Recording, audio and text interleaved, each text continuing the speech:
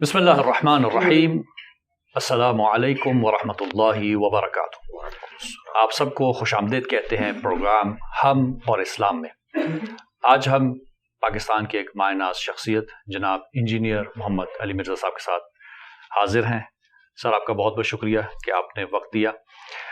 آج کی اس محفل میں ہم ایک خاص ٹاپک لے کے آئے اور اس میں جو سوالات ہیں ہمارے اکثر جو طلباء و طالبات یونیورسٹیز میں ہیں وہ کرتے ہیں، انہی کو ہم پیش کریں گے، اور وہ سوالات ایک ہی موضوع کے اوپر ہوں گے جو کہ شب معراج یا معراج کا جو موضوع ہے۔ ویسے تو 27 رجب مبعث کا بھی ایک ایونٹ ہے اور معراج سے بھی مشہور ہے، لیکن کیونکہ سوالات ہمارے پاس معراج سے متعلق ہیں تو اس سے متعلق پہلا سوال کریں گے کہ شب معراج کی حیثیت اسلام میں کیا ہے اور اس کی اہمیت۔ لا حول ولا قوة الا باللہ، اللہم صلی علی محمد وعلی آل محمد۔ علی محسن بھائی، آپ کو ہماری اکیڈمی میں ویلکم ہے اور آپ کی پوری ٹیم کو بھی۔ ماشاء اللہ تعالیٰ یہ آپ نے جو سلسلہ اپنے پلیٹ فارم سے ایک شروع کیا ہے، اللہ تعالیٰ آپ کو اس کی جزائے خیر دے اور احسن طریقے سے معاملے کو ساتھ لے کے چلنے کی توفیق عطا فرمائے، آمین۔ معراج النبی صلی اللہ علیہ وآلہ وسلم، رسول اللہ صلی اللہ علیہ وآلہ وسلم کے جو 3 بڑے بڑے معجزات جن کا ذکر قرآن میں آیا ان میں سے ایک ہے جی۔ سب سے بڑا معجزہ جو قرآن میں ذکر ہوا وہ قرآن حکیم خود ہے۔ انا نحن نزلنا الذکر وانا لہ لحافظون، ختم نبوت کی برکت سے اس کی حفاظت کی ذمہ داری بھی اللہ تعالیٰ نے خود لے لی، اور قرآن حکیم کا معجزہ ہونا یہ سورۃ العنکبوت میں ذکر ہوا کہ اے نبی اس قرآن کے نزول سے پہلے نہ تو آپ اپنے دائیں ہاتھ سے کچھ لکھ سکتے تھے اور نہ آپ کتاب میں سے کچھ پڑھ سکتے تھے، ورنہ یہ چیز کافروں کو شک میں مبتلا کر دیتی کہ یہ کتاب آپ نے خود لکھی ہے۔ اور پھر ساتھ ہی ذکر ہے کہ یہ کافر ڈیمانڈ کرتے ہیں کہ نبی علیہ السلام پہ کوئی معجزہ کیوں نہیں نازل ہوا، تو اللہ تعالیٰ نے فرمایا کہ کیا ان کے لیے یہ کافی نہیں ہے کہ قرآن حکیم کی آیات روزانہ صبح و شام ان کے اوپر تلاوت کی جاتی ہیں؟ یہ نبی علیہ السلام کا معجزہ ہے۔ صحیح۔ دوسرا بڑا معجزہ جو قرآن میں آیا وہ شق القمر والا واقعہ ہے۔ جی۔ سورۃ القمر کے سٹارٹ میں ہی اللہ تعالیٰ نے ذکر کیا۔ اور تیسرا جو معجزہ ہے جو قرآن حکیم میں رپورٹ ہوا وہ الاسراء والمعراج کا معجزہ ہے۔ صحیح۔ بیسیکلی یہ پبلک میں جو ٹرم مشہور ہو گئی وہ تو شب معراج والی تھی۔ جی۔ یہ 2 حصے ہیں، الاسراء والمعراج۔ الاسراء رات کے سفر کو کہتے ہیں جو نبی علیہ السلام کا سفر مبارک بیت اللہ سے لے کر بیت المقدس تک تھا، صحیح۔ اور دوسرا حصہ اس کا المعراج ہے جو آسمانوں کا سفر تھا بیت المقدس سے سدرۃ المنتہا تک۔ صحیح۔ یہ 2 چیزیں مل کر ایک معجزہ ہے الاسراء والمعراج۔ الاسراء کا ذکر جو ہے وہ سورہ بنی اسرائیل کے سٹارٹ میں ہے، سبحان الذی، ہاں جی، اسی وجہ سے الاسراء اسی کو کہا جاتا ہے اس سورت کے 2 نام ہیں۔ اور جو معراج والا سفر ہے اس کا ذکر جو ہے وہ سورۃ النجم کے اندر ہے۔ صحیح۔ تو یہ معجزہ ملا کر الاسراء والمعراج ہے۔ یہ نبی علیہ السلام کا وہ معجزہ ہے جو آپ کے ساتھ خاص ہے اور کسی پیغمبر کو یہ نصیب نہیں ہوا۔ نمبر 2، قرآن حکیم میں اس کا آنا ایک بہت بڑی بات ہے۔ باقی نبی علیہ السلام کے جتنے معجزات ہیں وہ ہم احادیث سے ثابت کرتے ہیں، لیکن یہ وہ 3 بڑے معجزات یعنی قرآن حکیم اور اس کے بعد شق القمر والا واقعہ اور تیسرا یہ معراج شریف کا وہ واقعہ ہے جو قرآن میں رپورٹ ہوا۔ اس اعتبار سے نبی علیہ السلام کی زندگی میں ایک آپ سمجھ لیں آپ کے لیے ایک انٹرٹینمنٹ اللہ تعالیٰ نے کی مکی دور کے اینڈ کے اوپر جا کے، جب نبی علیہ السلام کی 13 سال کی جو محنت ہے اس کے بعد آپ صلی اللہ علیہ وآلہ وسلم کو ایک ریکریشنل ٹرپ کروایا گیا، اور اس میں پھر اللہ تعالیٰ نے اپنی قدرت کی کافی ساری نشانیاں دکھائیں۔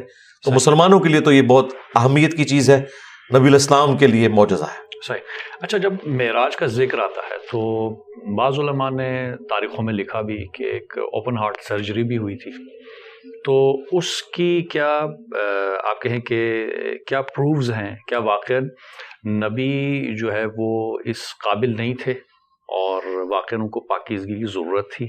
کیونکہ ہمارے ہاں عقیدہ یہ بھی ہے کہ نبی ہوتا ہے بچپن سے ہی، ایسا نہیں ہے کہ وہ بعد میں اس کو نبوت ملی اور اس کو پاکیزگی ملی۔ نبی پیدائش سے لے کر اپنی وفات تک اللہ تعالیٰ کی حفاظت میں ہوتا ہے۔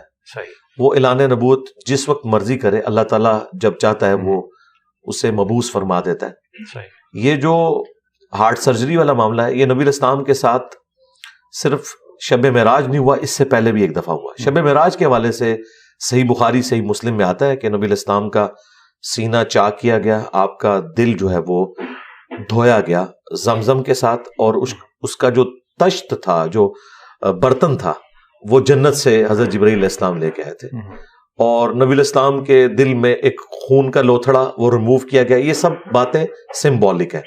دیکھیں انبیاء کرام کی جو معصومیت ہے نا، اس کو ذرا کلیئر کر لیں. ہمارے پبلک میں شاید انبیاء کرام کا کانسیپٹ اس طرح بتایا گیا ہے گویا کہ وہ کوئی روبوٹ ہے اور ان کے کوئی احساسات نہیں ہیں، یا ان کے اندر گناہ کی طرف مائل ہونے کا مادہ موجود نہیں. مادہ موجود ہے لیکن خوف خدا کی وجہ سے وہ گناہ کرتے نہیں ہیں. اس میں ان کی فضیلت ہے، نہ کہ یہ کہ انہیں فرشتہ ہی بنا دیا جائے، ورنہ تو پھر فرشتے افضل ہوئے. تو انبیاء کی یہ خاصیت ہے کہ وہ گناہ کا مادہ ہونے کے باوجود گناہ کی طرف مائل نہیں ہوتے، گناہ میں اٹریکشن کے باوجود وہ اس سے نفرت کرتے ہیں اور اس طرف مائل نہیں ہوتے. اس کا ثبوت سورہ یوسف میں ہے کہ یوسف علیہ السلام بھی اس عورت کا قصد کر لیتے اگر اپنے رب کی برہان نہ دیکھتے. تو اگر پبلک کا کانسیپٹ مانا جائے جو عوام الناس میں معصومیت کا یا عصمت انبیاء کا عقیدہ ہے، وہ تو قرآن کی روح سے تو پھر فیل ہو جائے گا. اللہ تعالیٰ فرمایا کہ یوسف علیہ السلام بھی قصد کر لیتے اگر رب کی برہان نہ دیکھتے. ان کا کانسیپٹ تو یہ ہے کہ وہ قصد کبھی بھی نہ کرتے. نہیں، اللہ تعالیٰ نے اسپیشل پروٹیکشن دی ہے. جی کیا چیز؟ اختیار. یہ کہتے ہیں اختیار ان نبی کے پاس نہیں، اختیار نہیں ہے تو پھر تو ان کی فضیلت ہی ختم ہو جائے گی بھائی. صحیح. پھر فرشتوں میں انسانوں میں کیا فرق رہے گا؟ ہم انبیاء کرام کی فضیلت کو ختم نہیں کرنا چاہتے. ہم کہتے ہیں ان کے پاس اختیار بھی ہے، اٹریکشن بھی موجود ہے، اس کے باوجود وہ خوف خدا کی وجہ سے بچ جاتے ہیں. یہ ہے عصمت. اگر یہ اس طرح کا کانسیپٹ ہم عصمت کا مانیں گے تو پھر قرآن پاک کے کن کن واقعات کا ہم انکار کریں گے؟ کہ یہ معاملات قرآن میں تو رپورٹ ہوئے ہیں. حضرت آدم علیہ السلام کی اجتہادی خطا کا ذکر آیا، ہم اسے گناہ نہیں کہتے. حضرت موسیٰ علیہ السلام سے بندہ مر گیا، نوح علیہ السلام نے اپنے کافر بیٹے کے لیے دعا کر دی اور اللہ تعالیٰ نے اس میں بڑے سخت الفاظ استعمال کیے، نوح جاہلوں میں تو نہ ہو. تو یہ چیزیں ہیں. عصمت انبیاء یہ ہے کہ اللہ تعالیٰ انبیاء کرام کو گناہوں سے محفوظ رکھتا ہے، وہ گناہ کی طرف مائل نہیں ہوتے خوف خدا کی وجہ سے. اگرچہ گناہ کے لیے اٹریکشن ان میں موجود ہوتی ہے لیکن اللہ تعالیٰ کا خوف اتنا غالب ہوتا ہے. اس کو میں مثال سے سمجھاتا ہوں. آپ کو کئی دن کا فاقہ ہو اور آپ کی پسندیدہ ڈش آپ کے سامنے آ جائے اور وہ کھانا کھانے سے تھوڑی دیر پہلے کوئی شخص آپ کے کان میں بتا دے کہ اس میں زہر ہے، تو آپ کو اس کی خوشبو بھی اٹریکٹ نہیں کرے گی. اگرچہ آپ کی طلب ہو رہی ہوگی لیکن آپ کہیں گے چھوڑے اس کو، اس کے اندر زہر قاتل چھپا ہے. انبیاء کرام علیہ السلام یا ان کے اہل البیت یا اولو العزم جو صحابہ کرام ہیں، ان پہ خوف خدا کا غلبہ اتنا ہوتا ہے کہ وہ خوف خدا کی وجہ سے اس گناہ کی لذت میں جو چھپا ہوا سزا والا ایلیمنٹ ہے وہ اتنا ڈومیننٹ ہوتا ہے کہ وہ اپنے آپ کو اس سے دور رکھتے ہیں. بالکل صحیح. اچھا، معراج کے حوالے سے جو کہا گیا، کیا ایک ہی معراج تھی؟ کیونکہ بعض جگہوں پہ ہے کہ متعدد معراج، یا تاریخوں میں بھی تھا کہ قبل از بعثت ہے یا بعد از بعثت. اس میں بھی اکثر الجھایا جاتا ہے. جنرل پبلک پوچھنا چاہتی ہے کہ کیا ایک تھے یا نہیں، کیونکہ مختلف اوقات میں ہوئے تو اس لیے اس طرح کی الجھن. دیکھیں، جو الاسراء والمعراج مشہور ہے جس کو ہم ذکر کرتے ہیں، وہ تو ایک ہی دفعہ ہوا ہے. صحیح. اور وہ نبی الاسلام کو جسم اور روح دونوں کے ساتھ کروایا گیا. اچھا. جو روحانی معراج والا معاملہ ہے انبیاء کرام کے ساتھ وہ ہوتا ہے. بخاری مسلم میں حدیث ہے کہ نبی علیہ السلام پر جو وحی کا آغاز ہے وہ سچے خوابوں سے ہوا. آپ رات کو ایک خواب دیکھتے تھے اور صبح وہ واقعہ ہو جاتا تھا. یہ آپ کو سگنل ملنے شروع ہوئے. پھر صحیح مسلم میں حدیث ہے، میں اس پتھر کو بھی پہچانتا ہوں جو بعثت سے پہلے مجھے سلام کیا کرتا تھا. یہ سگنل آنا شروع ہو گئے. پھر نبی علیہ السلام کا دل اچاٹ ہوا دنیا سے.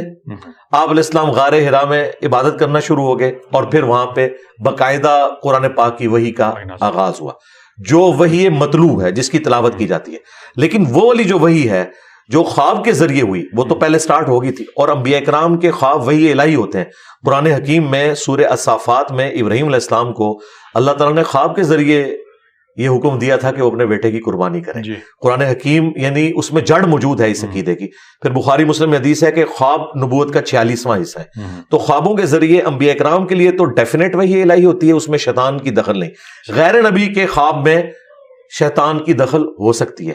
الاسراء والمعراج والا جو واقعہ ہے جو ہم ایک معجزے کے طور پر پروڈیوس کرتے ہیں لوگوں کے سامنے، اگر وہ صرف خواب والا معاملہ ہوتا تو کفار مکہ کو بھی ماننے میں کوئی آر نہ ہوتی. صحیح. انہوں نے جو انکار کیا خواب میں تو انہوں نے کہا ٹھیک ہے خواب میں تو جو مرضی آپ دیکھتے رہے, لیکن یہ بیداری میں واقعہ تھا اور اس کا معجزہ ہونا اس اعتبار سے ایکسٹراڈنری ہونا اسی وجہ سے ہے کہ یہ سب کچھ بیداری میں ہوا. البتہ اس کا موڈ برزخی ہے, کوئی اسے آبزرو نہیں کر سکتا کہ وہ یہ کہ میں اس رات یروشلم میں ہوتا تو میں انبیاء کرام کو دیکھ لیتا. بھئی وہ اندر بھی موجود ہوتا نہ دیکھ سکتا. صحیح. کیونکہ یہ برزخی موڈ ہے. موسیٰ علیہ السلام کو صحیح مسلم میں آیا کہ میں نے قبر میں نماز پڑھتے ہوئے دیکھا, تو وہ اللہ تعالیٰ نے معجزانہ طور پہ وہ چیز دکھائی ہے, وہ عام بندہ اسے آبزرو نہیں کر سکتا. ایک برزخی موڈ ہے, ان سین بیریئر ہے. اچھا, اب جب یہ سفر شروع ہوا, کیونکہ سورہ اسراء کی جب ہم بات کرتے ہیں تو خداوند متعال نے کہا کہ رات کی سیر کروائی مسجد الحرام سے مسجد اقصی, اور پھر تو یہ جسم کیسے اوپر چلا گیا؟ محدودیت نہیں ہے؟ نہیں, اوپر تو بعد میں گیا نا, پہلے تو ٹریول کیا براق کے ذریعے. وہ ایک سواری آئی, اللہ تعالیٰ نے اسپیشل حضرت جبرائیل علیہ السلام کے ذریعے وہ سواری براق, اس کے ذریعے یہ آلموسٹ اس زمانے میں تو آپ سمجھ لیں 40 دن کا سفر تھا جو پیدل سفر کیا جاتا تھا. تو اس میں واقعی ایک معجزہ ہے, ایک رات میں چلے جانا نبی علیہ السلام کا. تو یہ چونکہ ایک چیز معجزہ ہے, اسے سائنس کے ساتھ کسی بھی طریقے سے ریلیٹ کرنے کی ضرورت نہیں.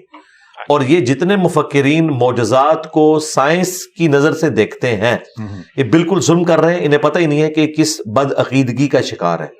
اگر کسی بھی نبی کا کوئی معجزہ سائنٹیفکلی ثابت ہو جائے تو وہ معجزہ نہیں رہے گا, کیونکہ معجزے کا مطلب ہے عقل کو عاجز کر دینے والی چیز. فزیکل فینومینا آف نیچر میں جو چیز آتی ہے اسے توڑنے کا نام معجزہ ہے. کیونکہ بھی ڈسکشنز ہیں نا کہ بھائی کس طرح سے یہ سائنس کیا پروف کر سکتی ہے, نہیں کر سکتی.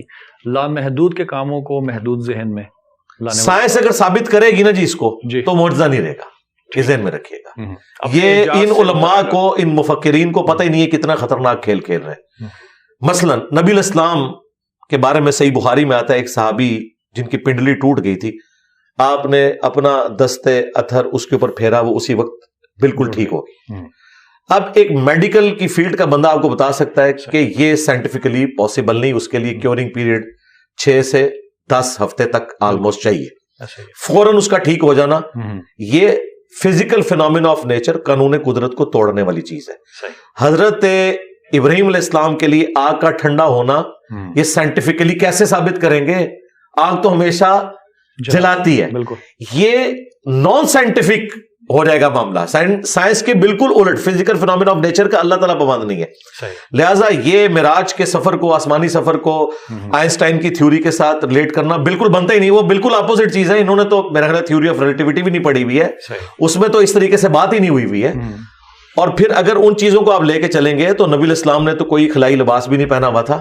بالکل صحیح. اتنی سپیڈ کے ساتھ تو ڈسکوری شٹل جب واپس آ رہی تھی تو اس کے ساتھ کیا ہو گیا تھا.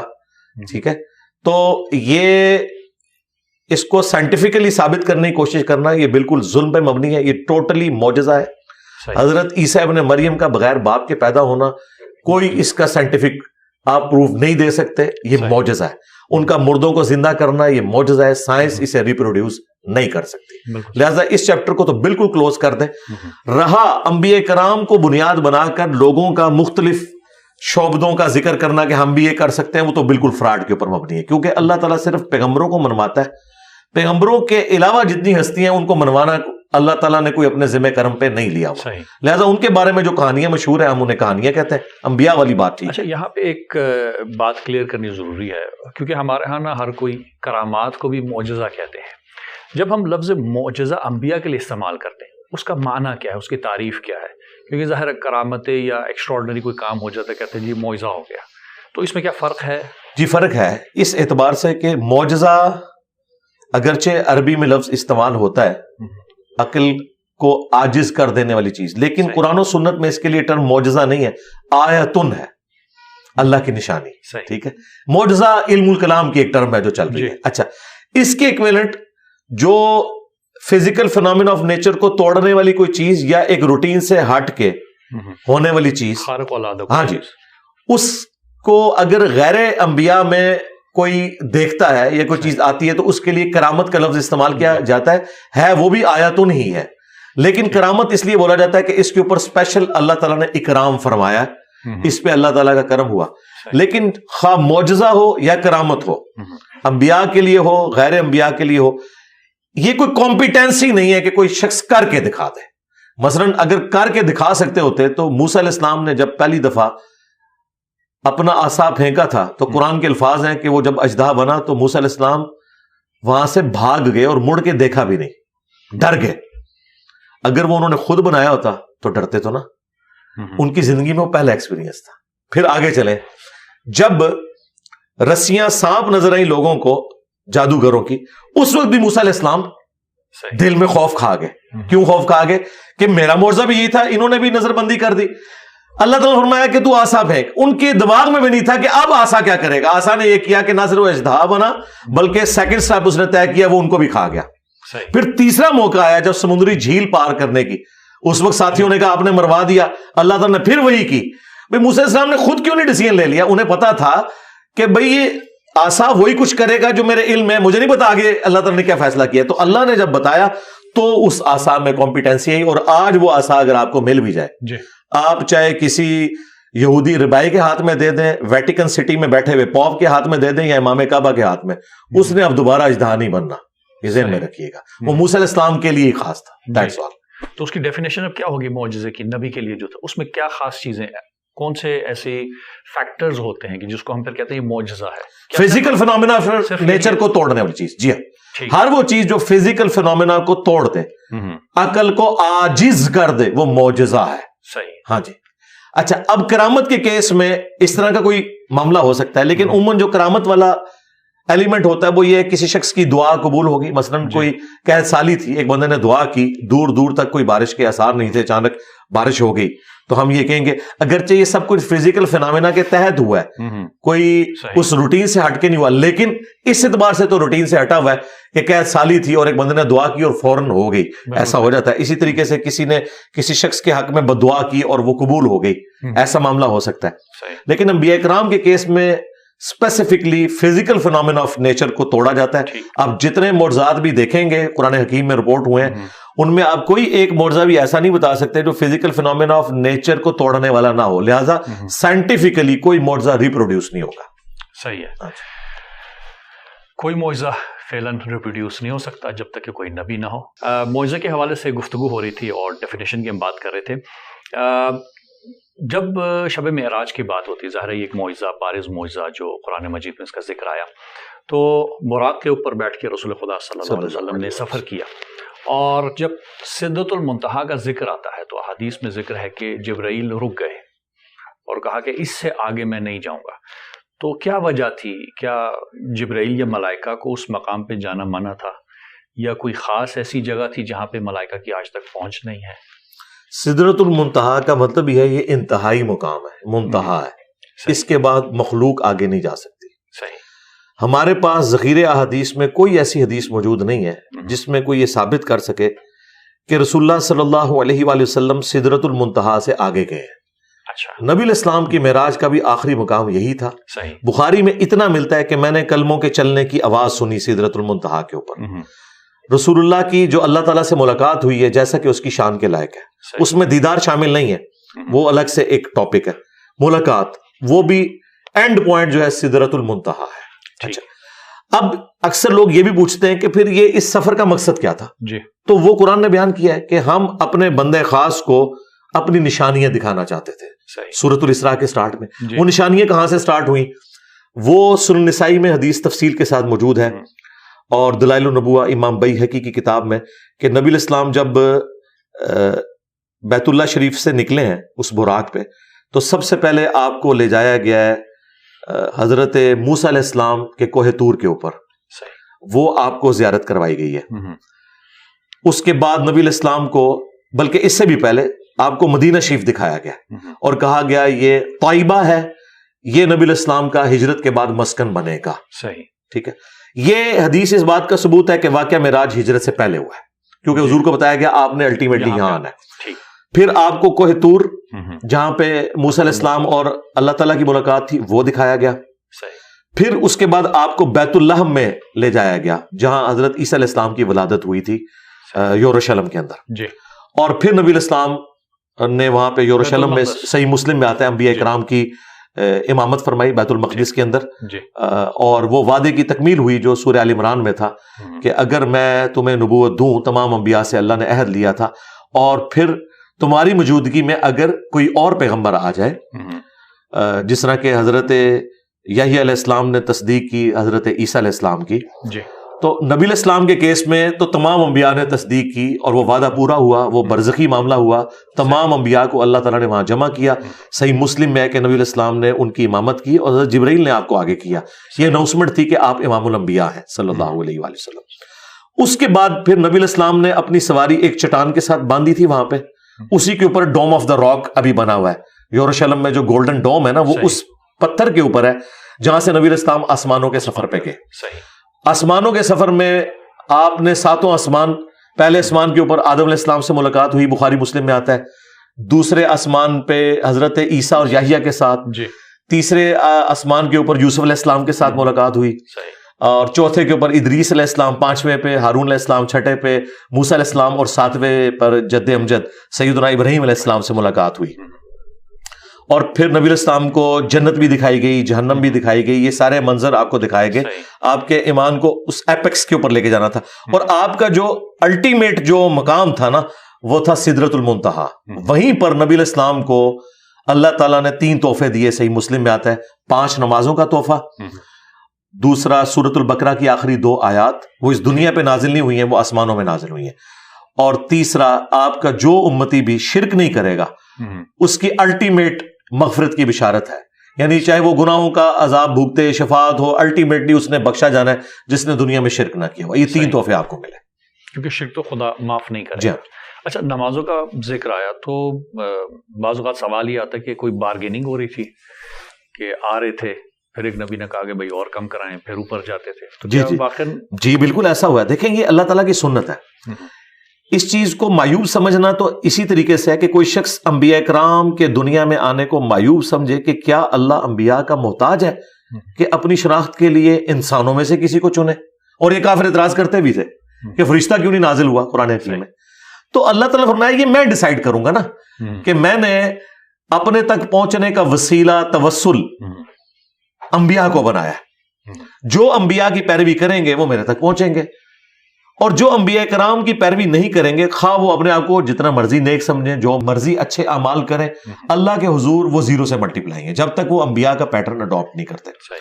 یہ بارگیننگ والا جو معاملہ ہے یہ بخاری مسلم دونوں میں رپورٹ ہوا ہے۔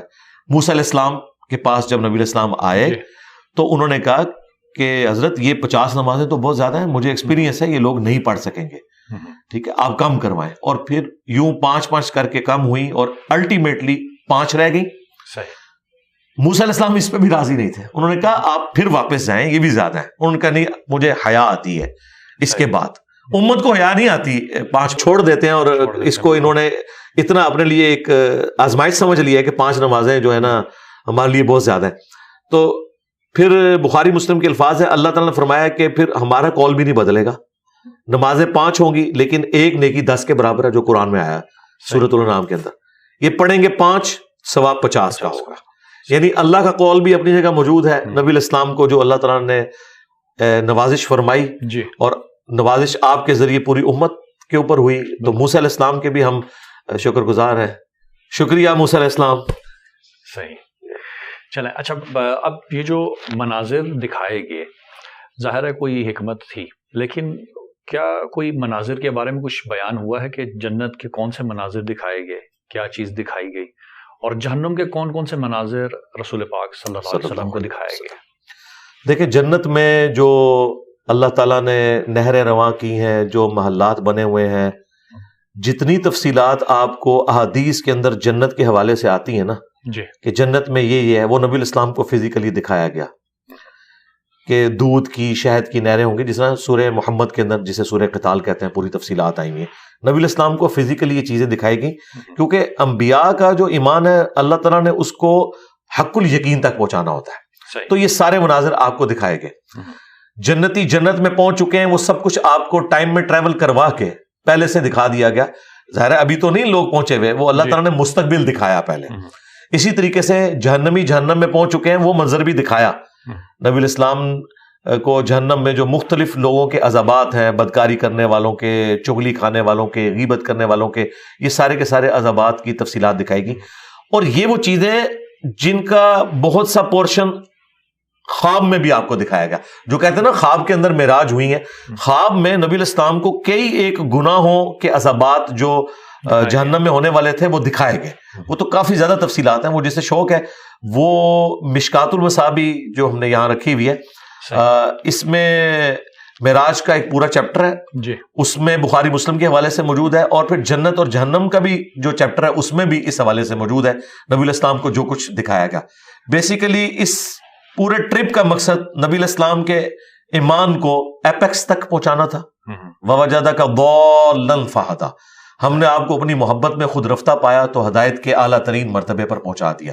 اور یہ اعلیٰ ترین مرتبہ تھا جو نبی علیہ السلام کو اللہ تعالیٰ نے شب معراج اپنی قدرت کی نشانیاں دکھائیں، اور سب سے بڑھ کر جو اللہ کی اپنے پیغمبر کے ساتھ ملاقات ہوئی ہے.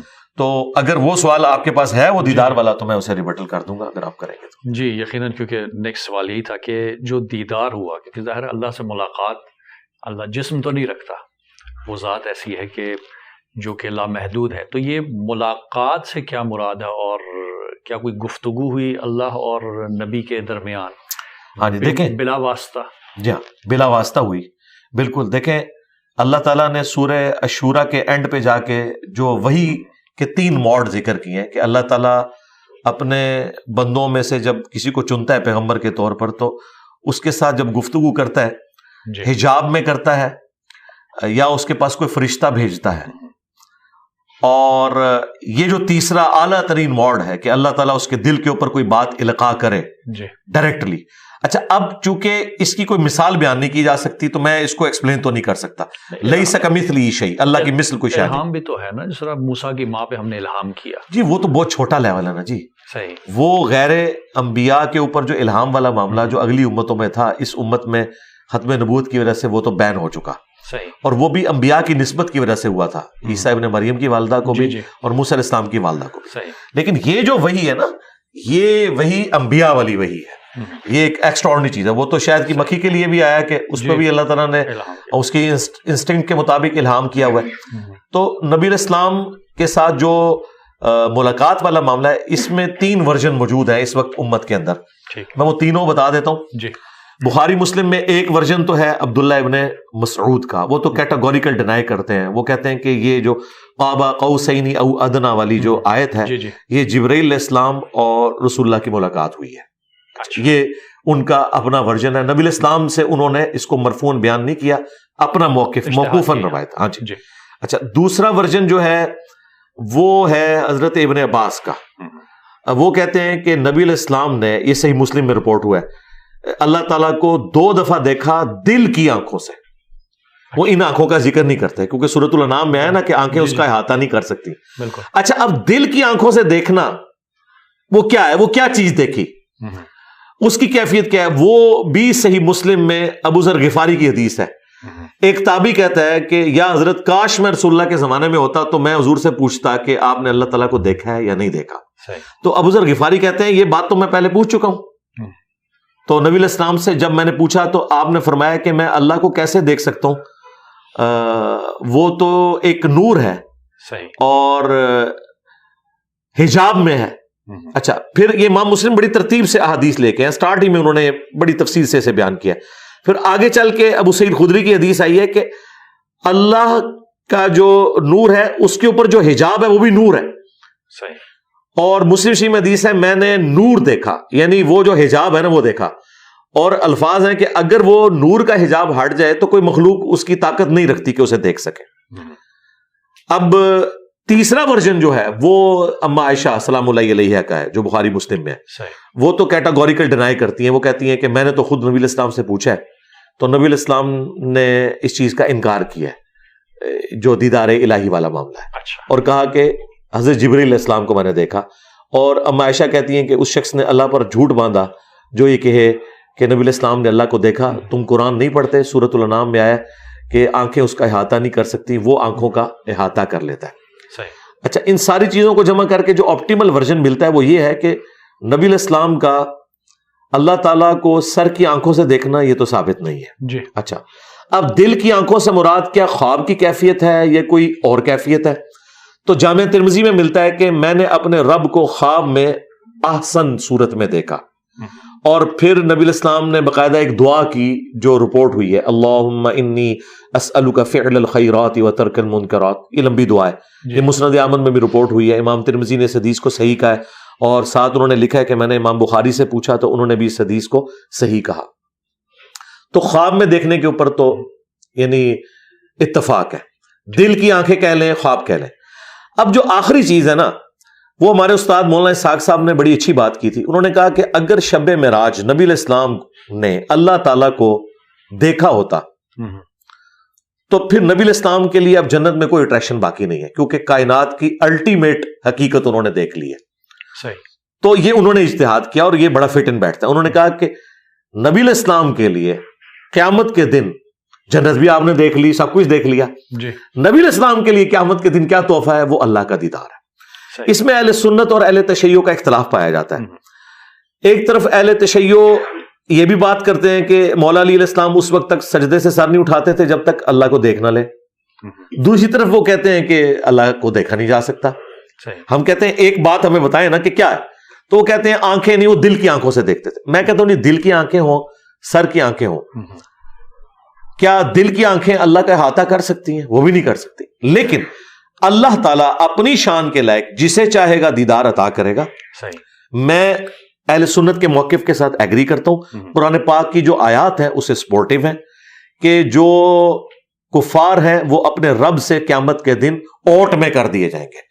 تو اس کا جو الٹیمیٹ نتیجہ یہ ہے کہ اہل ایمان کو زیارت کروائی جائے گی۔ بخاری مسلم میں تو کئی احادیث ہیں، نبی علیہ السلام نے باقاعدہ مثال دی کہ یہ 14ویں رات کے چاند کو تم دیکھ رہے ہو، کتنا واضح ہوتا ہے، اس طرح تم اپنے رب کو جنت میں دیکھو گے۔ اچھا، اب کیا اللہ تبارک و تعالی جو اپنی ذات میں جو ہے اسی اعتبار سے وہ تو مخلوق احاطہ نہیں کر سکتی، لیکن وہ اپنی تجلی کسی طریقے سے اپنی مخلوق کو دکھانا چاہے، جس طرح موسیٰ علیہ السلام، جی موسیٰ علیہ السلام کے لیے بھی ہوئی ہے، اگرچہ وہ انڈائریکٹ ہوئی تھی، وہ بے ہوش ہو گئے تھے، جی جی، لیکن انشاءاللہ موسیٰ علیہ السلام کو سلام ہے ہماری طرف سے۔ ایک تو انہوں نے ہماری نمازیں کام کرائیں، دوسرا ان کے لیے بشارت یہ ہے کہ ہمارے نبی نے ہمیں جو خبر دی ہے انشاءاللہ تعالیٰ آپ کی یہ دیدار کی تمنا جو ہے نا جنت میں اللہ تعالیٰ پوری کرے۔ مولا علی کا آپ نے ذکر کیا، مجھے ایک روایت ذہن میں آ گیا، اکثر ہم نے سنا ہے علماء سے کہ کسی نے پوچھا کہ کیا آپ جس کی عبادت کرتے ہیں اس کو دیکھا؟ تو انہوں نے کہا میں بن دیکھے کسی کی عبادت نہیں کرتا۔ تو کہا کہ کیسا پایا؟ تو انہوں نے کہا کہ میں نے اپنی سر والی آنکھوں سے نہیں بلکہ دل کی آنکھ سے دیکھا۔ تو یہاں پہ دیکھنا کیا مجازن استعمال نہیں ہوا؟ کیونکہ ظاہر ہے وہ ذات، جس طرح بھی آپ نے کہا، اس ذات کو تو نہیں دیکھ سکتے، وہ جو تجلی ہے، وہ جو اوصاف ہے، صفات ہے، کیونکہ ہر طرف انسان کو بعض اوقات کہا جاتا ہے کہ جی ہر طرف ہی خدا نظر آتا ہے، تو کیا یہ مراد نہیں ہے؟ یہ مراد ہے۔ تو میرا خیال ہے صحابہ اکرام اور اہل بیت نے اس زمانے میں خدا کو ویسا نہیں دیکھا جس طرح سائنس کی برکت سے آج ہم دیکھ رہے ہیں۔ صحیح۔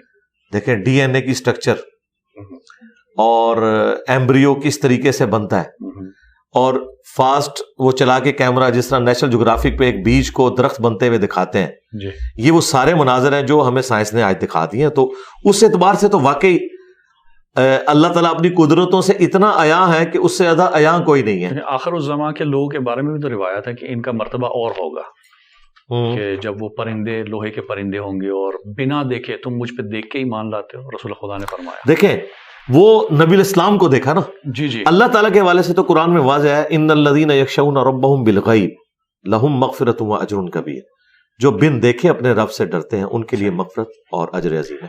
اور سورۃ البقرہ کا آغاز بھی ہے کہ بن دیکھے، جی جی، یہ ہمارا امتحان ہے۔ اللہ تعالیٰ نے جی اپنے آپ کو پردوں میں رکھ کر صحیح، اپنی قدرتوں سے اپنے آپ کو اتنا عیاں کیا ہے کہ اگر کوئی پہنچنا چاہے تو پہنچ سکتا ہے، لیکن اللہ تعالیٰ نے یہ فزیکل فنومین آف نیچر کو اس طریقے سے یعنی اسٹیبلش کیا ہے کہ جو لوگ نہیں پہنچنا چاہتے ہیں ان کو کبھی گمان بھی نہیں ہوتا کہ صحیح، اللہ تعالیٰ کی ہستی ہے۔ یہ جیسے ہم دیکھ لیں کروکوڈائل کے اوپر 40 سال لگا رہے ہیں، نیشنل جغرافک میں بیٹھے ہوئے ہیں، کروکوڈائل کے اوپر 40 سال لگا دیے ہیں، اس کے بنانے والے کی طرف متوجہ نہیں۔ اچھا ایک بات آپ نے بھی کی، آپ نے اپنے استاد کا حوالہ دیا، رسول خدا کے لیے کوئی اٹریکشن نہیں ہے اب قیامت میں، یعنی جنت کو دیکھنے کی، کیونکہ رب سبحانہ تعالیٰ نے جب اپنے آپ کو دکھا دیا، تجلی کروا دی ملاقات میں، تو ہم یہ بھی تو سنتے ہیں کہ وجہ تخلیق کائنات ہی یہ ذات ہے، اور سب سے پہلے نور، جس نور کو خداوند متعال نے خلق کیا، تو ان کے لیے تو جنت تو پھر اٹریکشن تو نہ ہوئی، جس کی وجہ سے، کیونکہ کائنات جب ہم بات کرتے ہیں تخلیق کی، خلقت شروع ہوئی، تو اس میں جنت اور دوزخ بھی تو شامل ہیں یا نہیں؟ دیکھیں جنت کی تو اٹریکشن اللہ تعالیٰ نے ہر انسان کے اندر رکھی ہے، اس میں تو کوئی شک نہیں ہے۔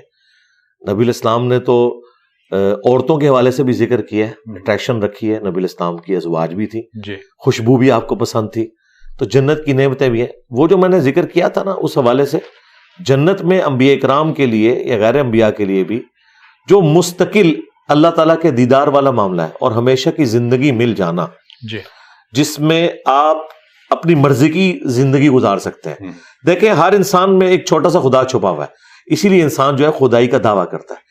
یہ خواہش اللہ تعالیٰ نے جنت میں انسان کی پوری کر دینی ہے۔ کن فیکون جو اللہ کی کوالٹی تھی وہ لمیٹڈ ایک جنت کے اندر، جو آج کے اعتبار سے تو ان لمیٹڈ ہے، لیکن ظاہر اللہ کے اعتبار سے تو لمیٹڈ ہے، وہ انسان کو اللہ تعالیٰ دے گا۔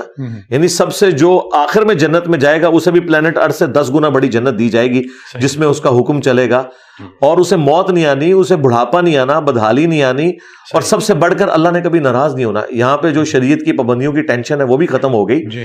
تو انبیاء کرام علیہ السلام کے لیے یقیناً اللہ کے نیک بندوں کے لیے الٹیمیٹ جو اٹریکشن ہے وہ تو اللہ کا دیدار ہے۔ اللہ تعالیٰ جیسا کہ اس کی شان کے لائق ہے وہ دیدار کروائے گا۔ باقی اس کی جو نیٹی گریٹیز وہ ڈسکس کرتے ہیں کیسا ہوگا، میرا خیال ہے انشاءاللہ جنت میں پہنچیں گے پھر دیکھ لیں گے کیسے ہوگا۔ الکلام یجر الکلام، آپ موضوع ایک طرف چلا گیا ہے کہ اور چیزیں نکلتی جا رہی ہیں۔ صرف آخری سوال میں پوچھوں گا اسی آخری جواب کے متعلق کہ جنت میں کیونکہ ظاہر ہے اٹریکشن تو اب ہم جائیں گے تو کن فیکون والی حالت ہوگی، تو اصل جو کام ہے انسان کا وہاں پہ کیا ہے؟ کیونکہ اس کے بارے میں سوچا جاتا ہے کہ ہم جب وہاں جائیں گے تو کیا صرف کھانا پینا اور جو آرڈر کریں گے وہی ہے، یا کیا خدا کیا چاہتا ہے وہاں پہ کیا کریں؟ خدا جو کچھ ہم سے چاہتا ہے وہ یہاں چاہتا ہے، وہاں کچھ نہیں چاہتا۔ صحیح، ہاں، وہاں خدا نے اپنے ڈیوائن پلان سے یہ ڈیسائیڈ کرنا تھا کہ میں مخلوقات میں سے ایسی مخلوق چنوں جو اپنی مرضی سے مجھے چوائس کرے۔ صحیح، حضرت جبرائیل علیہ السلام نے اپنی مرضی سے اللہ کو چوز نہیں کیا، بلکہ اللہ کی مرضی سے، بائی ڈیفالٹ، جسے کمپیوٹر کی لینگویج میں کہتے ہیں۔ صحیح، انسان کو اس پہ فخر کرنا چاہیے کہ اسے یہ اعزاز حاصل ہے، یہ وہ مخلوق ہے جو اپنی ول سے اپنے رب کو چوز کرتا ہے۔ تو بہت تھوڑے لوگ ہیں جنت میں پہنچنے میں کامیاب ہوں گے، لیکن جو ہو جائیں گے نا پھر اللہ تعالیٰ انہیں بھی امر کر دے گا۔ اس حوالے سے بخاری مسلم میں آیا کہ موت کو مینڈے کی شکل میں لا کے جنت اور جہنم کے درمیان ذبح کر دیا جائے گا، اب موت نہیں آئے گی۔ اچھا، پھر جنتیوں کے لیے ٹوائلٹ والی تکلیف نہیں ہے، ایک خوشبودار ڈکار آئے گی، سب کچھ ہضم۔ جنت میں لوگ بھوک کی وجہ سے نہیں کھائیں گے، بھوک ایک عیب ہے، جنت میں نہیں ہے۔ نیند ایک کمزوری ہے، عیب ہے، جنت میں نہیں ہے۔ بڑھاپا ایک کمزوری ہے، عیب ہے، جنت میں نہیں ہے۔ یہ ساری کمزوریاں نہیں ہیں، بلکہ ہر ایک چیز، رات نہیں ہے وہاں پہ، دن ہے، تو اس کی ایک آپ سمجھ لیں frame of reference he different ہے۔ وہاں جا کر ہی انسان اس کی کیفیات کو کسی درجے میں صحیح طریقے سے ایکسپلین کر سکتا ہے۔ ہمارے لیے تو یہ ہے کہ جو سورہ سجدہ میں آیا کہ میں نے اپنے بندوں کی آنکھوں کی ٹھنڈک وہ نعمتیں چھپا رکھی ہیں جس کا ان کو کبھی گمان نہیں ہے، اور بخاری مسلم میں آیا کہ نہ کسی آنکھ نے وہ نعمتیں دیکھی، نہ کسی کان نے سنی، نہ کسی دل پہ ان کا گمان گزرا۔ تو بوریت نہیں ہوگی انشاءاللہ، کیونکہ بوریت بھی ایک کمزوری ہے، جنت میں بوریت بھی نہیں ہوگی۔ اس سے بڑی کیا یعنی انسان کی خوش نصیبی ہے کہ خدا اکیلا تھا، ہمیشہ سے تھا، اس نے محض اپنے فضل و کرم سے ہمیں پیدا کیا اور تھوڑی سی زندگی ہم سے کہا کہ مجھے دو، تمہیں بھی امر کر دوں گا، تمہیں بھی ہمیشہ کی زندگی دے دوں گا، اور تمہیں بھی کن فیکون والی وہ کوالٹی کسی درجے میں خالق اور مخلوق کے فرق کے ساتھ دے دوں گا۔ اس کے لیے میں نے ایک ٹرم ڈیوائز کی تھی، جیسے صوفیاء نے وحدت الوجود اور وحدت الشہود اور علم الکلام کی ٹرم ہے منی گاڈ، الہ کے معنوں میں نہیں، جس طرح کہ یوسف علیہ السلام نے کہا کہ تم میں سے ایک شخص اپنے رب کو شراب پلائے گا، رب کا لفظ استعمال کیا، حالانکہ رب تو اللہ ہے۔ تو یہ اس اعتبار سے کہ ایک کوالٹی تو اللہ کے ساتھ کوئی شیئر نہیں کر سکتا، اور وہ ہے ہمیشہ سے ہونا۔ باقی جو اللہ کی یہ دو کوالٹیز ہیں، یہ اللہ کا کرم ہے کہ اس نے اپنے بندوں کو اپنے ساتھ شامل کر لیا ہے۔ کون سی کوالٹی؟ کہ موت کا نہ آنا، اگرچہ ہماری زندگی مستعار ہے اس سے، جی. لیکن موت نہیں ہے, تو یہ بہت بڑی بات ہے. دوسرا, ہماری مرضی چلنا, ٹھیک ہے, یہ اللہ تعالیٰ کی کوالٹی تھی, یہ اللہ تعالیٰ انسان کو کسی درجے میں دے گا تو انشاءاللہ کوئی بوریت نہیں ہوگی. اللہ تعالیٰ کی نہ کوئی بیوی نہ کوئی بچے, اس کے باوجود اللہ بھی تو بور نہیں ہو رہا نا. بوریت تو کمزوری ہے, اللہ کی طرف منسوب نہیں کر سکتے. تو انشاءاللہ جنت میں ہم بھی بور نہیں ہوں گے انشاءاللہ. بہت بہت شکریہ. اچھا علی بھائی, یہ بتائیے گا کہ معراج کا جب ذکر ہوتا ہے, ظاہر اب ہم نے معراج کے سلسلے کو شروع کیا, سفر کیسے شروع ہوا, کہاں پہ, اور جو سلسلے دکھائے گئے. جب نبی کریم صلی اللہ علیہ وسلم واپس تشریف لائے تو یہ ایک چیلنج تھا, ظاہر ہے. اب اس کی خبر صرف آپ کو ہی تھی اور کسی کو نہیں تھی, تو یہ کس طرح سے بات پھیلی, اور پھر مشرکین کا جس طرح سے اس کے اوپر ریاکشن دکھانا, تو اس حوالے سے اگر تاریخی حوالے سے ہمیں دیکھیں, ریاکشن جو ہے وہ تو آیا یقیناً, ایک ایکسٹراڈنری واقعہ, ابھی بھی ریاکشن آئے گا. آج کے اس دور میں بھی آسمانوں کی سیر تو کوئی سوچ بھی نہیں سکتا. تو ظاہر ایک معجزہ تھا, اور انہوں نے جس طرح باقی چیزوں کا مذاق اڑایا, اس کا بھی اڑایا, اور وہ ہمیں المعجم الکبیر طبرانی میں تفصیل کے ساتھ ملتا ہے. دلائل النبوہ میں حضرت ابوبکر صدیق رضی اللہ تعالیٰ عنہ کو باقاعدہ ٹونٹ کیا کافروں نے کہ بتاؤ, اگر کوئی شخص یہ دعویٰ کرے کہ راتوں رات وہ بیت المقدس گیا ہے, پھر آسمانوں پہ گیا ہے, ان کا یہ تو پاسبل نہیں ہے.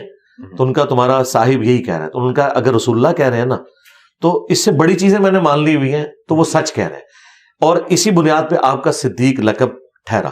اچھا, اب اس سے اگلا ورژن بھی آیا ہے جو بخاری مسلم میں آیا, کہ پھر کافروں نے کہا اچھا اگر آپ واقعی گئے ہیں نا, تو ہم آپ سے کچھ کوشچنز کریں گے, آپ ریبٹل کریں ان کو, بتائیں بیت المقدس کے دروازے کتنے ہیں, کتنی سیڑھیاں آپ چڑھے تھے, کلر کیا تھا دیواروں کا, آپ مجھے بتائیں. مجھے 2 سال ہو گئے اس اکیڈمی کی سیڑھیاں چڑھتے ہوئے, میں نے کبھی گن کے تو نہیں چڑھا. ایک انسان جب زندگی میں گئے ایک دفعہ, اور اس کے لیے تو ایک ایکسائٹمنٹ ہی اتنی ہے, ان چیزوں کی طرف تو توجہ نہیں ہوتی. بخاری مسلم کے الفاظ ہیں, میں حتیم کعبہ میں کھڑا تھا اور لوگ مجھ سے سوال پوچھ رہے تھے, میں اتنا پریشان ہوا کہ اعلان نبوت کے بعد پہلی دفعہ میں اتنا پریشان ہوا تھا کہ مجھے ان کی باتوں کے جواب نہیں آ رہے تھے, کہ میں نے اب کیا جواب دینا ہے. تو اللہ تعالیٰ نے اسی لمحے بیت المقدس کو اٹھا کے میری نگاہوں کے سامنے کر دیا. حتیم کعبہ میں حضور کھڑے میں, اور بخاری مسلم کے الفاظ ہیں, میں بیت المقدس کو اپنے سامنے دیکھ رہا تھا. وہ جو مجھ سے پوچھتے تھے نا, بتاؤ کہ فلاں دروازہ کس جگہ پہ ہے, تو میں دیکھ کے بتا دیتا تھا. تو وہ سارے کے سارے پھر خاموش ہو گئے. یہ نبی علیہ السلام کے ساتھ ایک معجزانہ معاملہ اللہ تعالیٰ نے کیا, اور یہ آپ علیہ السلام کو اللہ تعالیٰ نے کوالٹی عطا فرمائی تھی. قافلہ بھی تو ایک آیا تھا نا. جی, قافلے والا بھی واقعہ رپورٹ ہوا ہے, اور بھی کافی سارے واقعات رپورٹ ہوئے ہیں, لیکن وہ چونکہ تاریخی روایتیں ہیں, ان میں کمزوریاں بھی موجود ہوتی ہیں. میں چونکہ کوشش کرتا ہوں کہ جو احادیث کی کتابوں میں جتنی چیزیں رپورٹ ہوئی ہیں نا, ان کے اوپر ایمفسائز کروں. اچھا, اب یہ جو سلسلہ ہے معراج کا, یہ قبل از بعثت, کیونکہ ظاہر مدینہ شریف دکھایا گیا کہ آپ کا مسکن یہ ہوگا, تو خود معراج کے حوالے سے اس کے بعد جو رپورٹ ہوئی ہیں کہ کب کب ہوئی, اس کے کوئی تاریخی ہمارے پاس موجود ہیں دلائل یا نہیں؟ بس اسی حد تک علماء نے بیان کیا کہ کچھ اور معراج بھی ہوئے ہیں. جی, اور جو معراج ہے وہ خواب میں تو مختلف مواقع کے اوپر نبی الاسلام کو مناظر نہیں, اس طرح نہیں, یہ معراج ایک ہی ہے. جی اچھا, ہاں جی, اسی لیے آپ دیکھیں اس کے علیحدہ سے چیپٹرز بنے ہوئے ہیں بخاری مسلم میں. معراج کا واقعہ, اس کے اوپر باقاعدہ ایک پورا باب ہے, اس میں تفصیلی حدیث موجود ہے. اسی طریقے سے مسلم شریف میں وہ اسی ایک معراج کی طرف ہی اسے ڈسکس کیا جاتا ہے. جسمی اور روحی دونوں اکٹھا کہتے ہیں, تو اس کے اوپر کیا کوئی نص یا کوئی دلیل ہے؟ جی, دلیل موجود ہے. بعض نے اکتفا کیا بعض روایت میں کہ صرف خواب کے عالم میں, بعض نے صرف روحانی معراج کی بات کی. تو یہ جسمی اور روحی جب ہم اکٹھا کرتے ہیں تو اس کے بارے میں دیکھیں, یہ کچھ دور کی کتابوں میں حضرت عائشہ اور حضرت معاویہ کا قول ملتا ہے, لیکن اصول محدثین پہ وہ ثابت نہیں ہے کہ یہ معراج خواب میں ہوئی تھی. صحیح. البتہ صحیح بخاری میں 3 جگہ پہ امام بخاری یہ روایت لے کے آئے ابن عباس سے, انہی لوگوں کو جواب دینے کے لیے. سورہ بنی اسرائیل کی آیت نمبر 60 میں آیا ہے کہ ہم نے جو آپ کو وہ رؤیا دکھایا تھا وہ ہم نے آزمائش بنا دیا ان لوگوں کے لیے. اب رؤیا آنکھ سے دیکھنے کو بھی کہتے ہیں, خواب میں دیکھنے کو بھی کہتے ہیں. ابن عباس یہ آیت پڑھا کرتے تھے اور کہتے تھے کہ یہ رؤیا سر کی آنکھوں سے ہے, دل کی آنکھوں سے نہیں ہے. یعنی ابن عباس اعلانیہ یہ کہا کرتے تھے کہ نبی علیہ السلام کی جو معراج والا معاملہ ہے یہ فزیکل ہے. پھر عبد کا لفظ بھی صرف روح کے اوپر نہیں بولا جائے گا. ہاں ظاہر ہے, کلیئر کٹ ہے. اہل سنت اہل تشیع کا اس کے اوپر اجماع ہے چند ایک آج کل کے کچھ مستقبل میں بھی آنے والے شاید کوئی مفکرین اس طرح کے معاملات کو گود لیں، لیکن ماضی میں ان کے لیے کوئی اصل نہیں موجود. ماضی میں جو احادیث کی کتابیں ہیں وہ بالکل 180 ڈگری دوسری طرف کھڑی ہوئی ہیں. دیکھیں امام بخاری نے باقاعدہ چیپٹر کی ہیڈنگ میں وہ آیت ڈال کے نیچے ابن عباس کا قول ڈالا ہے تاکہ کوئی اس میں باطل داخل نہ کر سکے اور اس کو کہیں روحانی سفر بنانے کی کوشش نہ کرے. یہ معجزہ تھا. مسلمانوں کو قرون اولیٰ میں پتہ ہی نہیں ہے کہ خواب میں بھی کوئی معراج ہوتی ہے، اس طرح کی معراج. وہ خواب میں نبی الاسلام پہ تو ایک نہیں درجنوں دفعہ وہی نازل ہوئی ہے، لیکن یہ جو ایک واقعہ ہے الاسراء والمعراج والا، یہ فزیکل واقعہ. صحیح. اچھا، اب 27 رجب چونکہ ظاہر مبعث کا بھی ایک عنوان ہے اور رسول پاک صلی اللہ علیہ وسلم نے اعلان بعثت یا اعلان نبوت کیا، تو یہ بھی 27 رجب. اچھا، اب کیونکہ یہ دو تاریخیں مل گئی ہیں، اکثر ہمارا ہوتا ہے کہ جب اس قسم کی کوئی خاص تاریخیں جب آتی ہیں تو اس کی جو شب ہوتی ہے اس میں کہا گیا کہ یہ خاص اعمال کریں. تو کیا ہمارے سلسلے روایات میں کوئی اعمال ذکر ہوئے ہیں ان خاص راتوں کے لیے، یا نہیں بس ایسے ہی لکھ دیا کیونکہ فضیلت کی رات ہے؟ یہ صوفیاء کے ہاں ہی کچھ انہوں نے نوافل وغیرہ ذکر کر دی ہیں. احادیث میں تو اس طرح کی کوئی تفصیلات نہیں آتی ہیں. احادیث میں جس رات کو ایمفیسائز کیا گیا وہ شب قدر ہے، جو رمضان المبارک کے آخری عشرے کی طاق راتوں میں آتی ہے، بخاری مسلم میں موجود ہے. اور اسی کی فضیلت آئی ہے، اسی کے بارے میں قرآن میں آیا کہ اہم فیصلے بھی اسی رات میں ہوتے ہیں، اور پوری سورۃ القدر نازل ہوئی.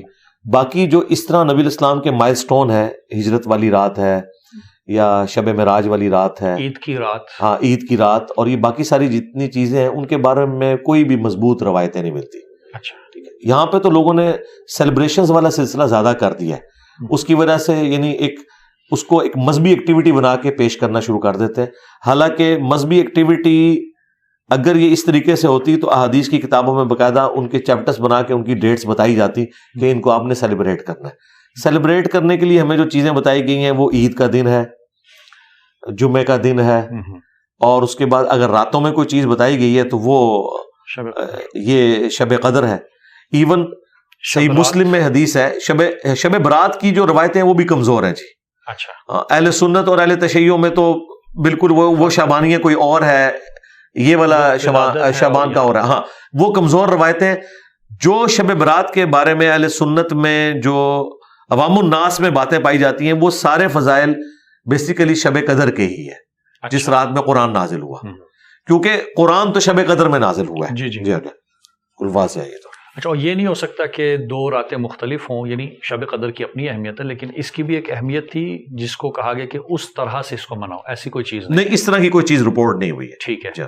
تو اس کے حوالے سے یعنی کہ جو دن بھی جس کیونکہ 15 شعبان کا دن پھر روزہ بھی رکھا جاتا ہے عموماً.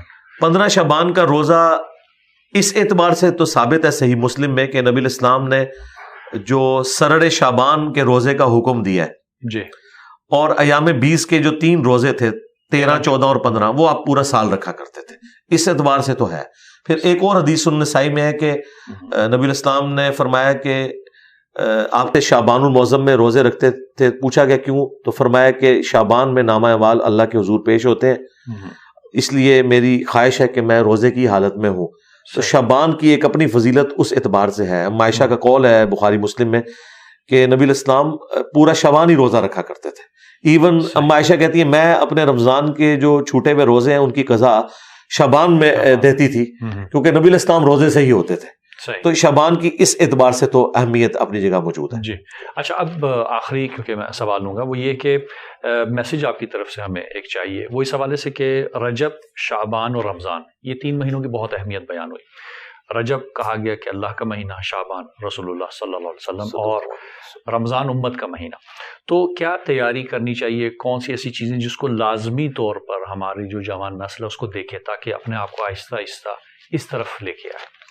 دیکھیں جو رمضان المبارک ہے نا یہ تو آبلیگیٹری چیز ہے. جی. ہاں، اس کے بارے میں تو کلیئر کٹ ہے. وہ بخاری مسلم میں حدیث ہے کہ اسلام کی بنیاد 5 چیزوں کے اوپر ہے. شہادتین کے بعد نماز کو قائم کرنا، زکوٰۃ، اور اس کے بعد رمضان کے روزے اور حج بیت اللہ اگر استطاعت ہو. تو ظاہر ہے شعبان المعظم سے تیاری والا سلسلہ تو شروع ہو جاتا ہے، لیکن اس میں بھی نبی الاسلام نے فرمایا کہ شعبان کے آخری عشرے میں کوئی شخص روزے نہ رکھے سوائے اس کے جو شروع سے رکھتا آ رہا ہے، اچھا، تاکہ رمضان کی اہمیت اپنی جگہ رہے۔ دیکھیں رمضان کو تو اللہ تعالیٰ نے اسپیشل پروٹوکول دیا ہے نا، جی، شہر رمضان الذی انزل فیہ القرآن، بالکل ٹھیک ہے۔ باقی وہ ٹھیک ہے، رجب کا مہینہ ایک حرمت والا مہینہ بھی اپنی جگہ ہے، اللہ تعالیٰ کے ساتھ اس کی نسبت ہے، لیکن جو رمضان کا مہینہ ہے یہ بھی اللہ ہی کا مہینہ ہے اس اعتبار سے کہ اوبلیگیٹری ایک چیز، ہاں۔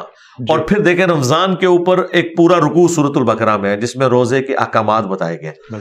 تو میرا خیال ہے کہ رمضان کا خدا بھی وہی ہے جو غیر رمضان کا خدا ہے، ہمیں پورا سال ہی اللہ تعالیٰ کی طرف کمٹمنٹ کرنی چاہیے، لیکن پھر بھی چلے ایک رمضان ایک ذریعہ ہے، اور رمضان شریف جب آتا ہے اللہ تعالیٰ کی طرف سے مخلوقات کے لیے اناؤنسمنٹ کی جاتی ہے رحمت کے اعتبار سے، وہ تفصیلی احادیث ہیں اس حوالے سے، وہ الگ سے کبھی رمضان مبارک کے اوپر کوئی ٹاپک ہوا تو میں انشاءاللہ اس کے مسائل بھی فضائل بھی انشاءاللہ ضرور ذکر۔ شعبان میں کیا خاص چیزوں کا خیال رکھیں کہ رمضان کے اندر اچھی تیاری ہو؟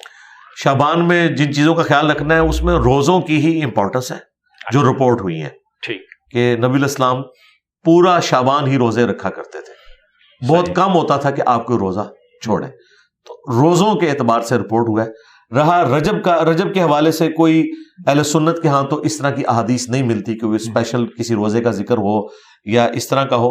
بہرحال ایک تو ہے کہ وہ حرمت والا مہینہ ہے، جی، یہ اس کے لیے بہت بڑی فضیلت ہے۔ صحیح، بہت شکریہ۔ اسی کے ساتھ ہمارا وقت ختم ہوا چاہتا ہے، آپ سب سے اجازت چاہتے ہیں۔ والسلام علیکم ورحمۃ اللہ وبرکاتہ۔ وعلیکم السلام۔